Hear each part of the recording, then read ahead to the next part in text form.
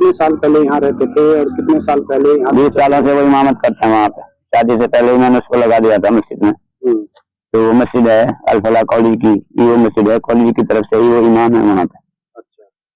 तो 20 सालों से वहीं रह रहे हैं और बच्चे भी उसके वहीं रहते हैं। बाकी वैसे हमारा भी आना जाना होता है, हम भी आते जाते हैं, वो भी आता जाता है, ऐसा कोई मामला नहीं है।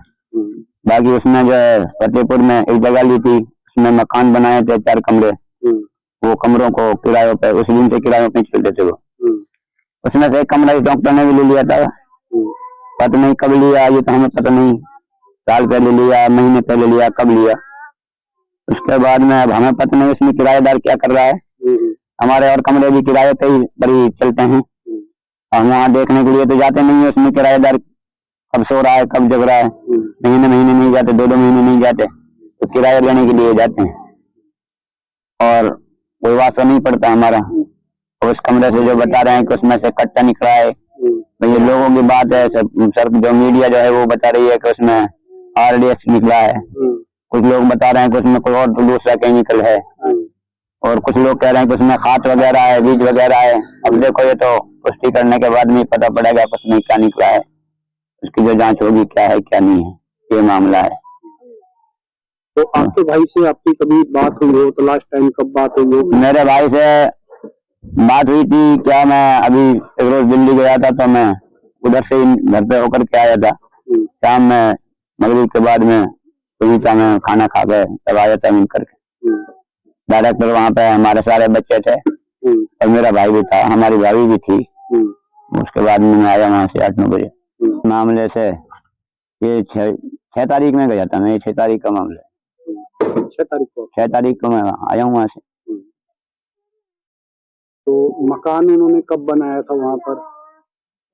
मकान को बनाए हुए उसे कई साल हो गए उसको बने हुए मकान। तो पशु अभी आप बता रहे थे पशु भी पालते हैं, दूध का? हाँ, भैंसें वगैरह रहती हैं, भैंस रखते हैं हम वहाँ।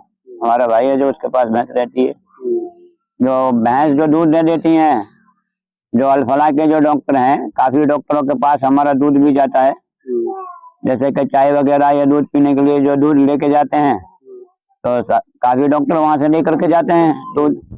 तो जिसके आधार पे पैसा कोई आदमी कभी पैसा कैश भी करता है, कभी फोन से भी करता है।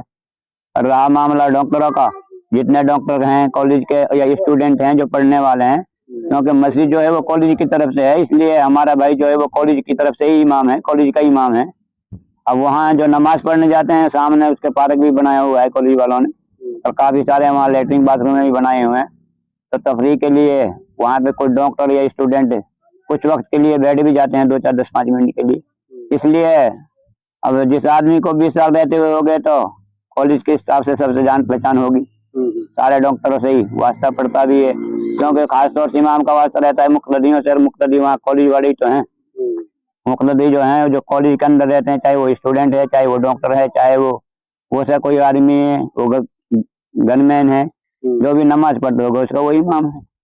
इमाम का वास्ता मुक्तदी से होता है। तो आपके भाई पे जिस तरीके से आरोप लगे, कितना सही कितना गलत मानते हैं? हम इसको बिल्कुल गलत मानते हैं, क्योंकि हमारा कोई वास्ता नहीं ऐसा, और हमारे गांव से आज तक हम उम्मीद करते हैं कि हमारे नाम से पुलिस में रिपोर्ट भी नहीं होगी। हमारे किसी खानदान, काका ताऊ बाप दादाओं के करीब दौर से किसी भी परिवार में किसी के नाम से कोई ऐसा मामला नहीं है, ना हमारा कोई ऐसा भाई या काका ताऊ का या हमारा और कोई छोटा भाई इस ऐसी चीज से कोई वास्ता नहीं रखते हम। हमारा काम है, हम इमामत करते हैं मस्जिदों में। मैं खुद भी इमाम हूँ, जाकी बड़ी मस्जिद का इमाम हूँ। मुझसे छोटा है वो भी गांव की मस्जिद का इमाम है, जामा मस्जिद का, और जो हमारे छोटे वाला भाई है वो भी गांव की मस्जिद का इमाम है। अल्हम्दुलिल्लाह हम इमामत का ही काम करते हैं। हमारे बाप ने हमें पढ़ाया, ये वसीयत की कि भाई तुम्हें इमामत करनी है, तो हम इमामत करते हैं इसलिए। तो कितने भाई हो आप? हम 5 भाई हैं। 5 इमामत करते हैं? हाँ जी, अल्हम्दुलिल्लाह। एक भाई इस वक्त नहीं कर रहा, 4 इमामत कर रहे हैं।